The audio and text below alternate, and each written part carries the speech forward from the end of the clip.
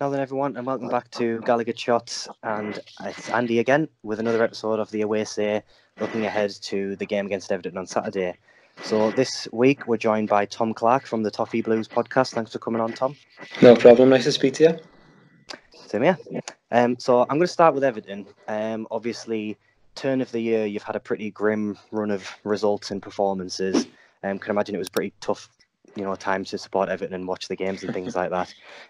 But last two results were pretty good. Obviously, you got the away win at Cardiff, which is usually a bit of a banker for most teams, but still, when you're on a bad run, it's good to get those big away wins. And then obviously the Derby result. Derby result kind of it's one of those games where Sky Sports don't really want to say it's a bad game, but it was. And the reason I'm kind of talking about it is because I just wanted to get an Everton fan's view on it, because there's been a bit of, not criticism, but sort of Mickey taken from other fans saying that it was maybe over-celebrated. So I just wanted to get your view on why that result was so important for Everton this season. Yeah, it was important for Everton. Obviously, it was a double header really, because obviously we'd entered their title hopes as well as a draw, which is a good result for ourselves really. Obviously, we have a very bad record in the Merseyside derby. Never usually get a win. I don't think we've had a win for 8.5 years now at all. So it's a pretty shoddy record, but we managed to halt their title hopes, which a lot of Everton fans are very bitter against Liverpool because they're obviously a better side in the last 10 years or so. So for us to get one over on them was definitely a big one, and to dent their title hopes. So Manchester City went ahead of them was big for a lot of Everton fans. But it was slightly over celebrated by a few, but it was a decent performance. It wasn't the best game. I think Liverpool had the better of the clear cut chances, but it was all right. At least we didn't get hammered, because they are a very good team at the moment, and we done well to get a draw against them. Yeah, the way I've been looking at it is, even if you kind of put the rivalry to one side, getting a point at home to the best team in the league, probably, and one of the best teams in Europe, it's a great result anyway. I mean, we obviously got the win against Man City, and if we'd got a draw, I think we would have been exactly the same, so I don't think anyone blames you. Obviously, that ended a pretty bad run, and there was a time where Marco Silva was under the cosh again. He's obviously had both other jobs he's had in England, at Hull and at Watford, when he seemed to have started out the traps amazingly, and then it's all kind of crumbled. Is the general feeling at Everton now that he's doing a good job, and most people behind him at the minute, would you say?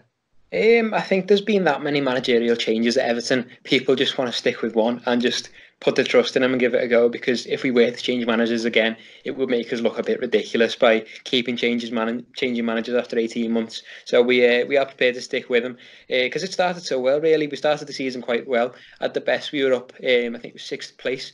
And we were playing a nice brand of football as well, which was refreshing to see after the dark days of Sam Allardyce. So that was it was better. That's something we've got in common, Sam Allardyce. Yeah, it's horrendous. But we went through a bad run of form after the last derby, coincidentally, and hopefully this derby will be the one which will change our form. But it was a pretty difficult run, and with Marco being a pretty young manager, he struggles to find a way to get out of that rut. Hopefully he'll learn it. But we did have a pretty awful run. But I do think hopefully we'll be coming out of that now, because it went on for long enough. Yeah, I think he's going to come good eventually. I do think Everton's a good place for him to stick it out and try and see what he's made of. And I think just from when I've looked at Everton's stats, because I'm a bit of a stats nerd and I have had a look at Everton, a vast majority of your goals have come from midfield this season, and he just seemed to get a lot out of his midfield players. I think Sigurdsson and Richarlison, your two top scorers. Yeah. Would you say that that's the main way Everton can hurt us, coming to sort of talking about the game itself? Do you think that's where Everton can hurt us the most on Saturday? From the midfield, possibly, yeah, because we haven't really got a main man up front, really, to be honest. We've struggled to establish a starting striker this season. There's been a few.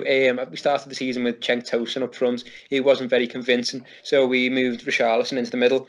And he did okay, but he's not a natural striker. So we tried that with the youngster Dominic Calvert-Lewin up top, and he's doing all right at the moment, but he's not in his prime, and we haven't really got a striker, so we do rely on the midfield for goals, and that's where they're coming from. But even so, even our midfielders haven't been on top form. I know Gylfi Sigurdsson got a couple of goals at Cardiff, but even so, it wasn't the best performance. He was clinical.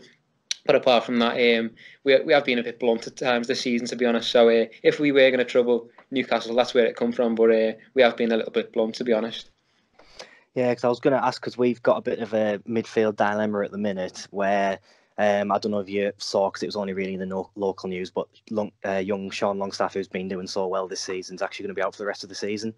So we're now having to bring in one of the first team midfielders again. So we've got the dilemma of where we either put in the midfield warrior Diame to try and break up someone like Sigurdsson and move it quickly, or we take a punt and stick Key or Shelby back in to try and maybe attack a bit more and sort of try and unlock the door a bit. From an Everton fan's point of view, do you think we've been better off putting in someone like Diame to try and sort of staunch the threat of your midfield, or do you reckon it's better for us just to go at your defence? Because I know your defence hasn't been that convincing all season. Yeah, I wouldn't go all defensive against Everton. I don't think I scored enough as a side this season to justify going defensive against, although I do think Mo Diame is a really good midfielder. And as good as Hayden and Longstaff have performed in recent weeks, yeah, I've got quite a good choice there. That's the Key, Shelby and Diame to choose from. So any of them would do a good job. But I wouldn't go all out defensive against Everton because they are, as I say, quite blunt, and I wouldn't give us too much respect. But whichever of those you feel, do they think it'll be a good alternative to Longstaff? Although he's been doing so well, they are good alternatives. Yeah, it's been one sort of constant, because we all obviously love Rafa, but it has been one sort of consistent criticism in that he maybe does pay too many teams too much respect, and his priority is always clean sheet and then try and nick it. So I personally think it will be Diame he puts in there. But do you think even with him in there, Newcastle have got enough to hurt Everton, because we're obviously looking to bounce back after a disappointing performance against West Ham? Yeah, you've got the attacking players there now with the signing of Almiron, who's looked quite decent when I've seen him going forward. They're obviously Rondon up top as well is going to be a handful. So I do think you've got something there to hurt us, to be fair. And I don't think you'll sit back. I think Rafa sides sometimes tend to sit back and try and go on the counter attack sometimes. But I do think you've got it in you to hurt Everton. So hopefully we'll be resilient to that. But I do think there is a danger there, definitely. Yeah, we do that. I think we don't tend to control games, so I do think it'll be another game where you guys will probably have the lion's share of possession and we'll look to just quickly get it and chuck it up to the three lads up front. I think that's the way it's going to go, really. Do you think there's any main weaknesses in that Everton defence that can be exploited, or is it the wing-backs? Is it in the middle? What would you say? The centre-backs will probably be Kurt Zouma and Michael Keane, who are both quite strong in the air, but obviously Salomon Rondon is a danger up front, so you've got to be careful of that. Obviously, I'm not sure whether they'll be able to keep hold of him, but in terms of weaknesses, I wouldn't say down the left, because Luca Dean's looked really solid for us this season. Seamus Coleman. Yeah, he's very good. He's really impressed us this season. But Seamus on the right, he hasn't had the best seasons. Last couple of games, he's come good. I think he's hopefully hitting some form. But ever since he's come back from the injury, he hasn't been as convincing as he was beforehand. So maybe down the left hand side, you might get a little bit of luck. But yeah, that's probably where the weakness is.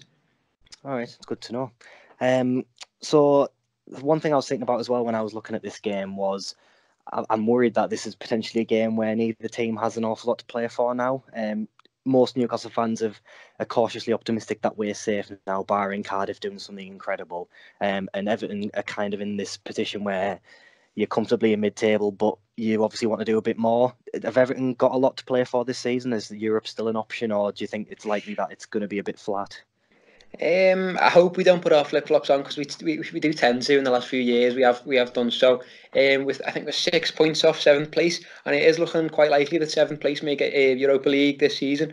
And it's a little bit of a scrap for seventh place, really. There's no convincing team putting out a massive challenge for seventh place. Maybe Wolves you can make an argument for, but there's a few sides you could get seventh, and we're 6 points off it with 9 games to go. So it's not out of reach, but it's something to go for. But some of the players might get the flip-flops on, but I do think, Newcastle have obviously got stuff to play for as well. They're playing for to climb up the table and get away from safety, to get away towards safety, because they're a side who don't deserve to be down the relegation zone. And I think the only thing holding Newcastle back from getting way up the table into this battle for seventh is the owner.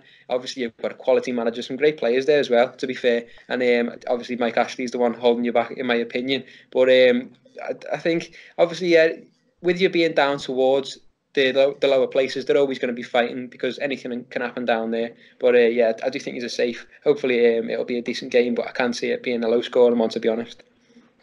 Yeah, I think the same. I'm going to ask you for a prediction in a second, but I I've been so bad with the predictions recently. I'm tempted to go for an Everton win just to get it wrong again. So yeah, I think it's gonna not be the most exciting game in the world. You know, it's a 3 o'clock kickoff. It's not televised. It's probably going to be towards the bottom of match of the day. Yeah. So I'm not too hopeful. So it might be a good thing that I'm missing this one actually. But it's also good to hear from the outside how much of a problem Mike Ashley is, because it's clear for all to see. Other than the sort of the vocal minority at the top who are still singing his praises, it's good to hear that other fans do appreciate our situation as much as we should be grateful that we're still a Premier League team and everything like that. It's infuriating how we are one of the only teams in world football that the owner just doesn't want to run a football team. It's stupid, but here we are anyway. So last question then: do you have a score prediction if you had to put money on it? Well, I'd love to go for Everton win, obviously from a biased point of view. But if I were to put money on it, I'd probably go between a 0-0 and a 1-1 draw. I think I'll punt for a 1-1 draw. Yeah, I had score draw when I first thought of it, so I think 1-1 is probably safe, as dull as that is. So not too exciting for the people watching this, but there you go. So other than that, I wish you all the best for Saturday and appreciate you coming on once again. Thanks very much. No problem. Thank you. You too. Cheers. Take care. Cheers.